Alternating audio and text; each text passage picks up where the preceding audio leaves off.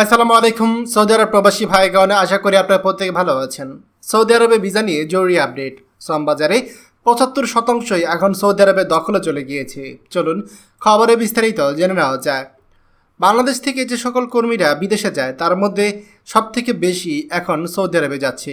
চলতি বছরের প্রথম 2 মাসে সেখানে আপনার গিয়েছে ১,৬০,০০০। সৌদি আরবে গিয়েছে ১,২০,৮৭৬ জন।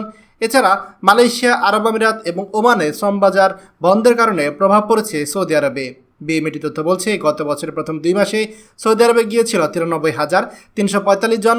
অভিবাসন সংশ্লিষ্ট ব্যক্তিরা বলছে, ওমান, মালয়েশিয়া এবং সংযুক্ত আরব আমিরাত সহ বেশ কিছু শ্রমবাজার বন্ধ হয়ে যাওয়া চলতি বছর সৌদি আরবের শ্রমবাজারে কর্মী যাওয়ার ব্যাপক চাপ দেখা গিয়েছে। কিন্তু একটি বাজারের উপর ভরসা করে জনশক্তি খাত বেশি দূর এগাতে পারে না। আর প্রবাসী কল্যাণ ও বৈদেশিক সংস্থান মন্ত্রণালয় বলছে, সৌদি আরবে কর্মী সবসময় বেশি যায়, বন্ধ থাকা শ্রমবাজারগুলো চালু করার চেষ্টা করছে। এছাড়া কাতার এবং সিঙ্গাপুরে বাজারেও কর্মীর সংখ্যা বাড়ছে। 2023 সালে অক্টোবর মাসে দুর্নীতি এবং অনিয়মের অভিযোগে বন্ধ হয়ে যায় ওমানের শ্রমবাজার। আর আনুষ্ঠানিকভাবে সংযুক্ত আরব আমিরাতের শ্রমবাজারে বাংলাদেশিদের জন্য কর্মী বন্ধ না হলেও আনুষ্ঠানিকভাবে বাংলাদেশিদের কর্মীদের ভিসা বন্ধ রেখেছে সংযুক্ত আরব আমিরাত সরকার। অভিবাসন সংশ্লিষ্ট ব্যক্তিরা বলছে, বাংলাদেশি কর্মীদের পছন্দের এই 3টি শ্রমবাজার বন্ধ হয়ে যাওয়ার কারণে সৌদি আরবের শ্রমবাজারে সব থেকে বেশি চাপ পড়ছে।